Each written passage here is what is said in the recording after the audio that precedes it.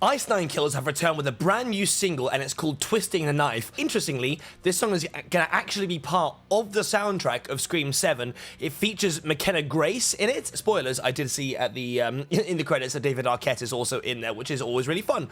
Who doesn't love a little bit of David Arquette? It's really fun seeing Ice Nine Kills get kind of like progressively bigger and more legit. The crossovers are getting more in-depth. They're getting actual actors and IP.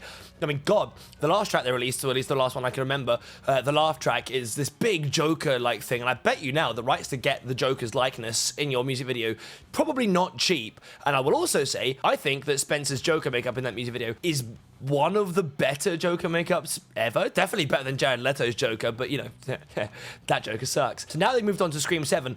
I believe this might be the first one where the song itself, written by Ice Nine Kills, is actually going to feature in the like property that they're talking about, which is really cool. It must be such a like cool feeling for them as an entity to have kind of like built themselves up and become more and more legit, get this fan base to the point now where the media, the art, the books, the films that are inspiring you to make all this stuff are actually treating you as such a legit entity that they will feature you in their project.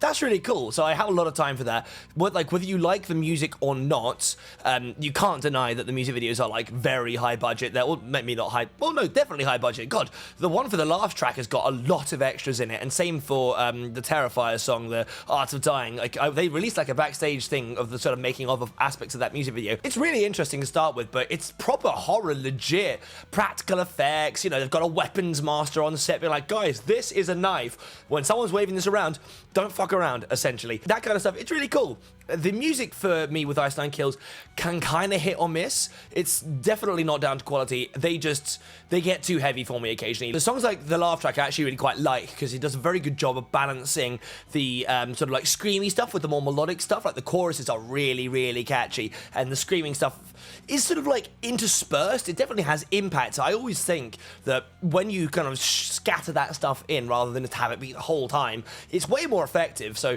I do quite like that, but I do find Ice Nine Kills can occasionally kind of get a little bit too metalcore for me, a little bit too emo, just a little bit too screamy, but they keep me coming back because the hooks are always great. Like the first song I ever heard of theirs was The Art of Dying, which I know I'm late to the party, and I watched it once. I was like, this is a cool video. It's a bit too heavy for me in places, and then I just found myself with the chorus just stuck in my head again and again. So I started taking it out, and it got to the point where I listened to it enough that now I don't really mind the screamy stuff. God, maybe Ice Nine Kills are like, ooh, my lights on the floor. Oh well. It feels like Ice Nine Kills maybe are like educating me or like habituating me to being more used to having the like really heavy screamo stuff in there. So who knows, maybe a few more of these songs and I'll end up being a proper kind of metalcore fan. But either way, I'm always curious to see their stuff, because at the very least the videos are always interesting. I quite like that this one, the music video is actually only like 4 minutes long as well, because I know that most of them, like in previous, they're like 8-9 minute long videos, and half of it is this kind of like ongoing sort of story thing that's going on that's usually like chock full of random cameos, some of which I get, some of which I don't, and they've got this whole weird thing where Spencer is like a robot or something. I don't know, there's a scary masked like original character, I think, who is going around bumping people off. I'm sure there's probably going to be some sort of actual overarching storyline there, but I quite like that it's not the same video as the other stuff. Like, make it optional, right? It's cool part one, that's fine. Maybe people in the comments can explain to me the context behind these other scenes, because kind of coming in halfway through, I have no idea what's going on. Nice.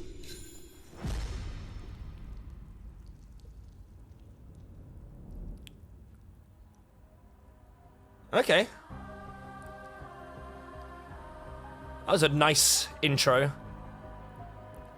I did see in the credits that there was also an orchestra credited. It's nice to see when bands use actual musicians as well. You know, you could quite easily replicate, to some degree of quality, a orchestral line in a song, with synths and midis and stuff like that, but they've actually got the proper full orchestra, and hopefully these are the people who you can currently see on the screen.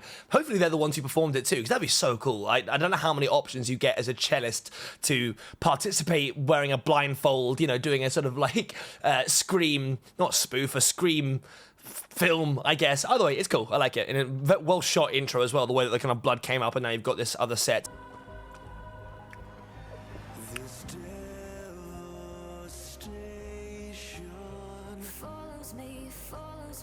Ah, yes. So I didn't realize exactly what I was looking at here, but so McKenna Grace is not just in the video, she's actually singing, and that's quite cool. Somewhere I saw posted that she does actually have some sort of music career outside of the acting stuff too, so that's really cool. Like, that's a very nice synchronous moment where you're making a film for this project, a song for this project, and the lead protagonist in that film happens to also be a musician, so you can properly collaborate with her. That's really cool. And from the 2 seconds I let it play before I paused it, her voice is quite good. Ooh, nice harmony there too. I also really like that they're just kind of standing on these gigantic knives. Like, the production value on the sort of animation of this stuff is pretty high quality. They look good.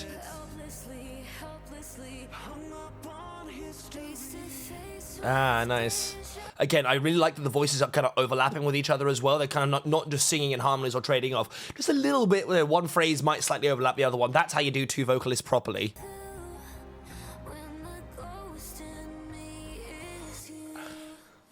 Okay. Clever. I thought there was, like, you could see me raise my finger for a drop that didn't quite make. You've got the secondary build-up section where the string section is, like, kind of ramping up a little bit. You suddenly had, well, I was going to say an acoustic. I'm not sure if it was an acoustic, but it's an electric with significantly less effects on it than normal, kind of making this little section before it's going to build up for what I assume is probably going to end up being, like, super heavy and quite screamy. But, wow, the way they build up and sort of get you excited for that chorus is pretty admirable. It's very well done.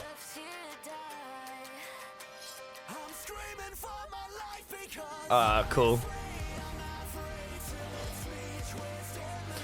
I know that it's definitely not a nice comparison, but it is making me think of all those meme videos that came out this year of the new Call of Duty where they are like fighting some gigantic twats while you're, I don't know, everyone seemed to hate it, but just like a sort of leering figure going boom over them kind of makes me think of that. But also, less heavy than I was expecting, to be fair. They've kind of kept this duet feeling more. It's kind of more pretty than I was expecting. It's a good thing. I'm enjoying it. Their voices work really nice together. Spencer's got a fantastic voice on him.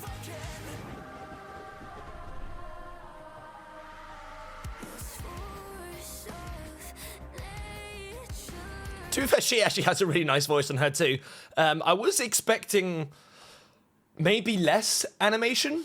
I mean, it's not a bad thing necessarily, but compared to, well, the last couple of videos of theirs I've seen, this is way more just filmed in a green screen. Like, it makes me think it's somewhat like the fucking Ronnie Radke Falling in Reverse videos that came out last year or the year before, where like they look really spectacular because the budget of the CGI is really high and the lighting effects that they did in studio were good, but like, it is predominantly CGI at the moment, so I'm kind of hoping there's a little bit more practical stuff coming through. We'll see. But no, quite clever the way that they brought this next verse back in now, and it's kind of the same as the last one before, but you kind of got a slightly offbeat, chunking guitar, kind of adding more, well, tension and grit to it.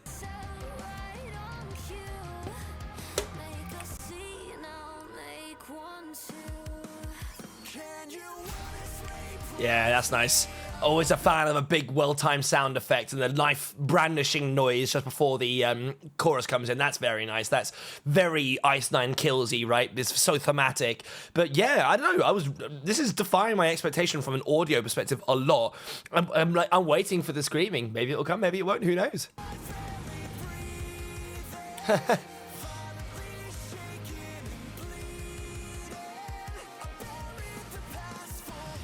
It's definitely got a kind of like a more ballad feel to it, but I guess, I mean, I haven't really even put this together in my head yet, but I assume that the tracks that have been released recently are going to build up to be an album. I assume the last 3 or 4 they've released are all going to be part of this same release. And in that case, thinking about the arc of an album, it's nice that they've got a sort of slightly slower, more pretty one with a duet voice going through. They're singing in harmony for like large portions of this, which is nice. You know, it does show some variation, a little bit of creative depth to them. Even for the sake of a live show, you need to catch a breath every now and then, even though I guess maybe this will be a real pain in the ass to do live. They'll just have to pipe in her voice or get another lady to come in, because I doubt you're going to get her to tour with you. Back with our violinists, nice, and a choir. See, that's really nice. Again, that's another thing I've noticed with a couple of Ice Nine Kills songs, is that because their sound is so like fat and thick, so much of the time, like those guitar tones are very, very fuzzy. They're cleanly played. They're very clever rhythmically. It's tight, but it's fat, right? They've got this big, thick sound, and so occasionally you just do this little drop out, just half a beat every now and then to really add impact to the next section. It's very, very effective.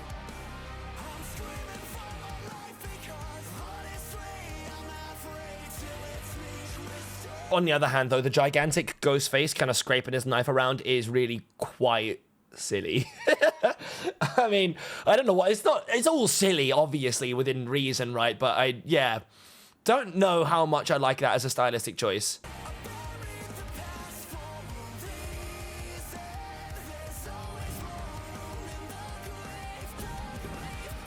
I don't quite understand the concept either. It's like a fantasy world, but they're not, and they're all kind of being chased by these big scary ones, but then they're not real because she can just ding and the knife is no longer a knife, and there's a gigantic Call of Duty ghost face at the back. Kind of, I'm really lost. I mean, it's visually quite interesting. Like, I think maybe if Ice Nine Kills didn't set the bar so goddamn high all the time when it comes to costume and makeup and props and sets and extras and all of that, then maybe I would be way, way, way less critical. Like, this is still significantly higher effort than the average music video.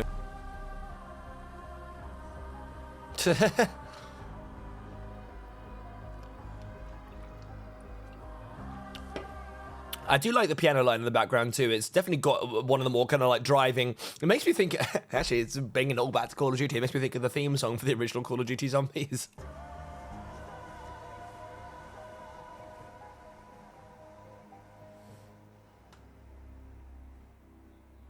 See, again, there's that use of space, have everything kind of like fade out and then back in again, so when you get that big chorus come back, it's going to be even more impactful. Yeah, okay, no, that was it. I take it back.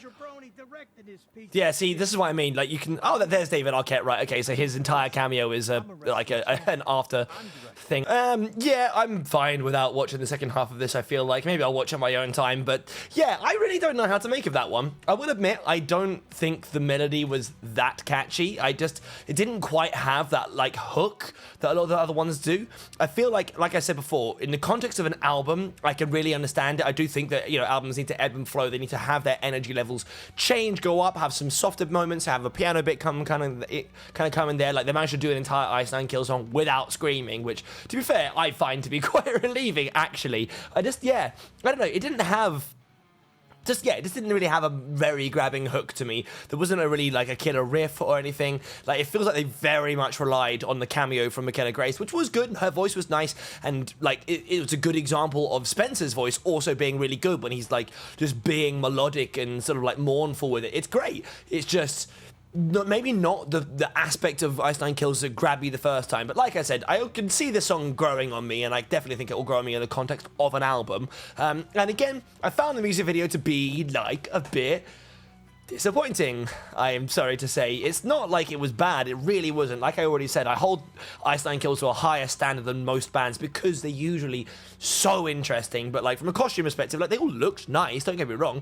The dresses the McKenna and the musicians wore were nice. Spencer, they all look good in a tuxedo, right? You're never gonna go out of the way with that one, but compared to some of the other ones, there's just way less going on. It's way more kind of generic, and just the music video being so CGI reliant. Yeah, I don't know. Especially, I feel like with something like horror, especially with something like Scream, which is like this older franchise, is a real staple, right?